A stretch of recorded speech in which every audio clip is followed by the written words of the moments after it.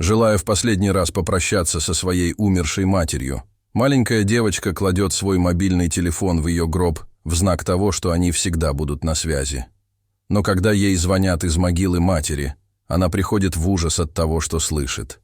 Солнце садилось за горизонт, когда Эбби и ее семья подошли к часовне, где должны были состояться похороны ее матери Мэри.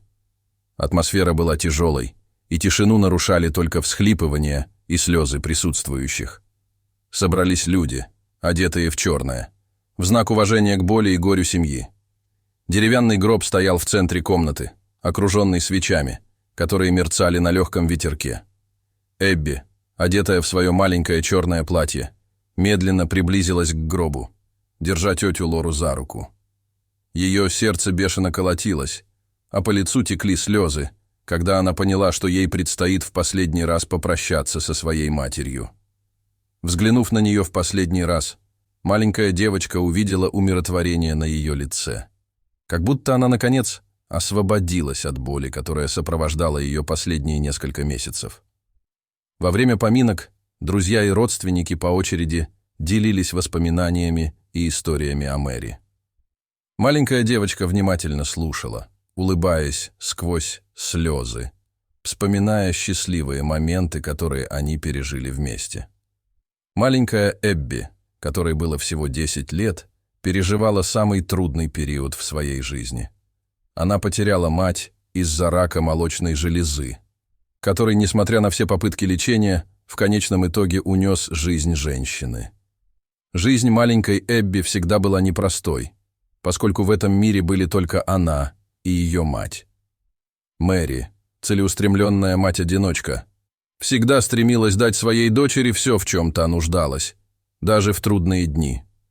Между ними была особая связь, и они были лучшими подругами.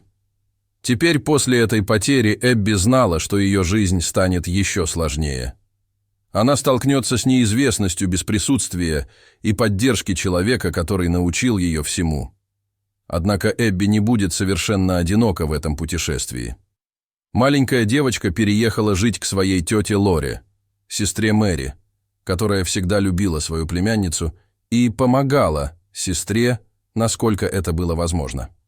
У Лоры не было собственных детей, и она была готова взять Эбби к себе и заботиться о ней, даря ей всю любовь и привязанность, в которых та нуждалась в это трагическое время. Тетя обняла девочку за плечи, пытаясь утешить ее и придать ей хоть какую-то силу и поддержку. Когда поминки подошли к концу, люди начали прощаться с Мэри, возлагая цветы и говоря слова утешения ее дочери и Лоре. Именно тогда Эбби набралась смелости и встала, держа в дрожащих руках мобильный телефон матери. Тетя посмотрела на нее, понимая, что девочка собирается сделать. «Ты уверена, дорогая?» — спросила Лора, беспокоясь о чувствах племянницы. Девочка кивнула, пытаясь сдержать слезы. «Я хочу, чтобы она знала, что я всегда буду с ней, даже если мы больше не сможем разговаривать», — сказала бедная девочка, а ее голос почти срывался от волнения. Она медленно подошла к гробу, чувствуя тяжесть каждого шага и смесь печали, страха и тревоги в своем маленьком сердечке. Она знала, что это будет ее последнее прощание, и хотела, чтобы оно было наполнено смыслом, чтобы увековечить связь, которая была у нее с матерью.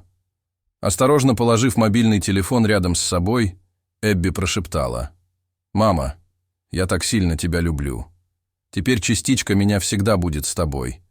И всякий раз, когда я буду скучать по тебе, я буду представлять, что ты всего в нескольких телефонных звонках от меня». Этот предмет символизировал связь между матерью и дочерью, которая всегда была очень крепкой. Даже в последние месяцы, когда больница была закрыта из-за COVID-19, и маленькая девочка больше не могла навещать свою мать. Мобильный телефон стал для них единственным способом общения. Они обменивались сообщениями, совершали видеозвонки и делились важными моментами повседневной жизни. Это постоянное общение укрепило связь между ними, помогая преодолеть физический барьер, возникший из-за больничной изоляции. Для Эбби мобильный телефон Мэри символизировал безусловную любовь, дружбу и поддержку, которые она всегда чувствовала от своей лучшей подруги. Поэтому, положив его в гроб, она в некотором смысле увековечила эту связь и сохранила память о тех моментах, которые они пережили вместе. Слезы текли по лицу маленькой девочки, когда она отходила от гроба. Лора подошла к племяннице и обняла ее, разделяя боль и тоску, которые испытывала маленькая девочка. Вместе они встретят неопределенное будущее, храня память о дорогой матери и сестре в своих сердцах. Первая ночь после похорон была трагичной для бедной маленькой девочки. Ее тетя тщательно все подготовила, расставив по комнате несколько фотографий Мэри и Эбби, в надежде, что это немного утешит ее. Но когда она посмотрела на фотографии, маленькая девочка почувствовала, как тоска еще сильнее сжалась в ее груди. Лежа в постели, она попыталась уснуть, но ее мысли были полны воспоминаний о поминках, последнем прощании и чувстве пустоты, которое теперь сопровождало ее.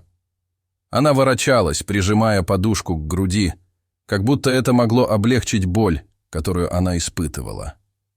Слезы текли по лицу девочки, когда она позволила себе расплакаться, обнимая подушку и пытаясь понять, почему ее мать так рано ушла из жизни.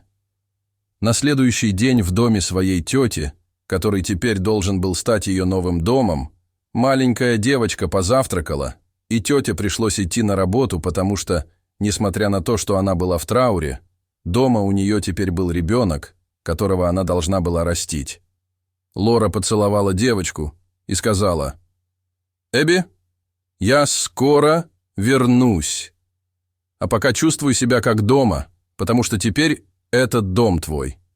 Если тебе что-нибудь понадобится, просто позвони мне, хорошо?» Маленькая девочка согласилась и сказала, что начнет приспосабливаться к этой новой реальности, без постоянного присутствия и поддержки своей матери.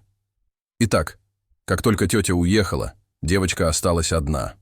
Она воспользовалась моментом уединения, чтобы осмотреть новый дом и найти место, где она могла бы соприкоснуться с памятью о своей матери. Пока Эбби перебирала вещи Мэри в поисках чего-нибудь, что могло бы принести хоть какое-то утешение, зазвонил ее сотовый телефон. Удивленная и немного испуганная, она подняла его и посмотрела на экран. Ее сердце на мгновение замерло, когда она увидела, что на экране высветилось имя ее матери. Девочка поколебалась, прежде чем ответить. Затем, задыхаясь и с потными руками, маленькая девочка ответила на звонок. «Мама!» — спросила Эбби дрожащим и неуверенным голосом. «Эбби, дорогая моя, где я?» Слабым голосом и прерывающимся кашлем ответила женщина. Маленькая девочка не могла поверить своим ушам. Это действительно была ее мать. «Как это возможно, мама?» — всхлипывала бедная девочка, пытаясь сдержать слезы. «Милая, где я?» «Что это за темное и узкое место?» — спросила Мэри, тяжело дыша. Ее дочь была в ужасе, но в то же время ее охватило чувство облегчения и счастья. Действительно ли ее мать была жива? Она чувствовала, как колотится ее сердце, как страх и любовь борются в груди. «Мама, где ты? Я так по тебе скучаю», — спросила девочка и тихо заплакала. В этот момент звонок резко оборвался, оставив в комнате оглушительную тишину. Эбби, все еще пытаясь понять, что только что произошло, начала отчаянно кричать. Она была сбита с толку и напугана, не зная, было ли это реальностью или просто сном. Она пыталась перезвонить, но никто не отвечал, поэтому она позвонила Лоре. Как только она услышала растерянный голос племянницы, тетя поняла, что что-то не так, и примчалась с работы, чтобы встретиться с девочкой. Когда она вернулась домой, то обнаружила, что Эбби плачет и дрожит, все еще держа в руках телефон. Девочка попыталась объяснить, что произошло, рассказав о звонке и голосе Мэри на другом конце телефона. Однако Лора, очевидно, не могла поверить в эту историю. Она подумала, что девочка просто страдает от тоски по матери, и, возможно, у нее даже начались галлюцинации из-за стресса и горя. Поэтому она крепко обняла ее, пытаясь утешить и успокоить. «Все в порядке, дорогая. «Я знаю, ты скучаешь по своей маме. Мы все скучаем», — сказала она, поглаживая девочку по волосам. «Помни, что она присматривает за нами и всегда будет в наших сердцах». Маленькая девочка продолжала плакать, чувствуя разочарование и страх из-за того, что ее тетя не поверила в случившееся.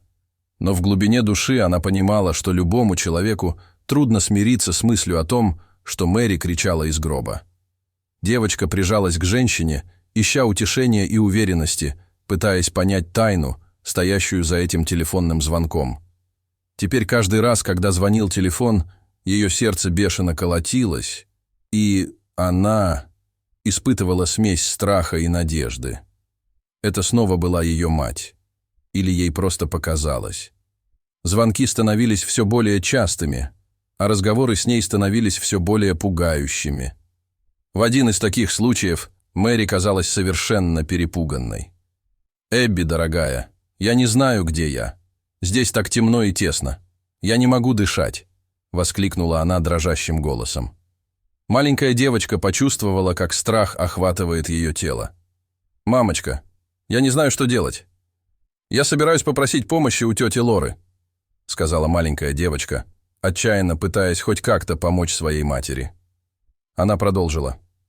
«Мама, пожалуйста, постарайся успокоиться. Я что-нибудь сделаю. Обещаю». Она кричала, а по ее лицу текли слезы. Но тут звонок снова оборвался. Звонки становились все более настойчивыми, и Эбби начала сомневаться, действительно ли она разговаривает со своей матерью или сходит с ума. Она решила больше ничего не рассказывать тете, опасаясь, что та ей не поверит или подумает, что она сходит с ума. Однако это начало по-настоящему сказываться на жизни маленькой девочки. У нее были проблемы с концентрацией. Она не могла нормально спать, постоянно нервничала и была напугана. Однажды ночью Лора обнаружила девочку, отчаянно плачущей в своей комнате.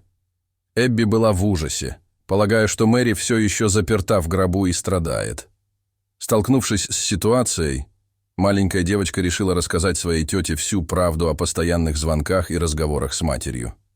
Женщина, обеспокоенная и не знающая, что с этим делать, попросила посмотреть историю звонков на мобильном телефоне Эбби. «Принцесса, здесь ничего нет», — сказала Лора, просмотрев историю звонков. Девочка была озадачена. Записей о звонках не было. «Это было здесь, тетя! Клянусь, это было здесь!» И бедная маленькая девочка заплакала. Ее тетя, увидев эту сцену, поняла, как сильно она страдает. Поэтому, решив помочь маленькой девочке, она записалась на прием к психотерапевту, специализирующемуся на травмах. Она знала, что маленькой девочке нужна профессиональная поддержка, чтобы справиться с потерей матери и этими необъяснимыми переживаниями. На первом приеме психолог внимательно выслушал историю Эбби и ее опасения. Он объяснил, что посттравматический стресс может проявляться по-разному, и что телефонные звонки могут быть своего рода слуховыми галлюцинациями, результатом тоски по матери. Эбби начала посещать еженедельные сеансы психотерапии, и постепенно ее состояние начало улучшаться. Она научилась справляться с болью утраты и понимать, что звонки были для нее способом справиться с пустотой, оставленной Мэри. Во время консультации она делилась своими чувствами, иногда плакала, иногда смеялась, вспоминая счастливые времена, проведенные со своей лучшей подругой. Лора сопровождала весь процесс, часто посещая занятия со своей племянницей, предлагая ей свое плечо и свою любовь. Вместе они столкнулись лицом к лицу со своей болью и искали силы друг в друге, что создало между ними еще более тесную связь. Затем, по прошествии времени, воображаемые звонки ослабли и в конце концов прекратились совсем. Эбби заново открыла для себя радость общения со своими друзьями. Ее жизнь возвращалась в нормальное русло, даже в отсутствие любимой мамы. И вот по мере того, как девочка росла, она продолжала свой путь к выздоровлению, а также открыла для себя силу жизнестойкости. Она поняла, что, несмотря на невзгоды, и боль утраты, которая вечна, можно двигаться дальше и находить в себе силы противостоять жизненным испытаниям. Девочка стала еще больше ценить счастливые моменты и людей, которые были рядом с ней. И вот Эбби пошла дальше, храня в своем сердце воспоминания о своей дорогой матери и живя полноценной и счастливой жизнью, окруженная любовью и поддержкой.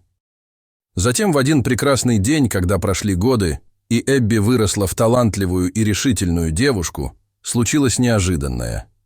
Собирая свои вещи для переезда в другой город, Эбби также захотела взять с собой кое-что из вещей своей матери. Но вдруг она увидела нечто необычное.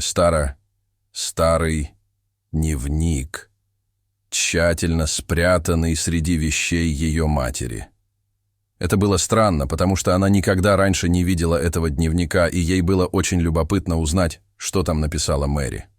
С тревожно бьющимся сердцем она открыла дневник и начала читать слова, написанные ее матерью. Это были записи о счастливых моментах, тревогах и размышлениях. Эбби была тронута, читая слова, полные любви и привязанности, чувствуя свое присутствие в этом дневнике. Она листала страницы и наслаждалась историями. Однако она нашла заметку, которая совершенно сбила ее с толку. Это было то, что написала ее мать о сне, который приснился ей за несколько дней до ее смерти. «Во сне я была в ужасе, запертая в узком, темном и удушливом помещении, едва способная двигаться или дышать. Каким-то образом мне удалось связаться с Эбби по мобильному телефону, но я понятия не имела, как он туда попал. Это было похоже на последнюю ниточку надежды, которая поддерживала мою связь с внешним миром. Дрожащим от слез голосом я описала ей весь ужас и растерянность, охватившие меня в том ужасном ночном кошмаре. Чувство беспомощности и тоски было почти невыносимым, и я чувствовала, как воздух медленно душит меня. Отчаяние в моем сердце росло с каждой секундой, пока я неустанно искала способ вырваться из этого заточения и защитить свою дочь. Ответственность и любовь, которые я испытывала к ней, заставили меня бороться с паникой и удушьем, в надежде, что вместе мы найдем выход из этого ужасного кошмара. Но затем все погрузилось во тьму, писала Мэри. У Эбби мурашки побежали по коже, когда она прочитала эти слова. Она едва могла соображать. Могло ли быть так, что звонки, которые она получала, были на самом деле? Или это просто результат ее посттравматического стресса? Или, возможно, каким-то необъяснимым образом ее матери удавалось общаться с ней после смерти, как и в том сне, который она описала в своем дневнике. Эбби закрыла дневник, испытывая смешанные чувства. С одной стороны, эти слова вызвали болезненные воспоминания, но они также заставили ее почувствовать себя еще ближе к матери. Возможно, правда, стоящая за таинственными телефонными звонками, никогда не будет полностью раскрыта. Но Эбби знала, что так или иначе ее мать всегда будет с ней. Дорогие зрители, а как вы думаете, существует ли какая-то связь между мамой и детьми? Расскажите, пожалуйста, в комментариях. А если вам понравилось это видео, то ставьте лайк и подписывайтесь на наш канал. До свидания.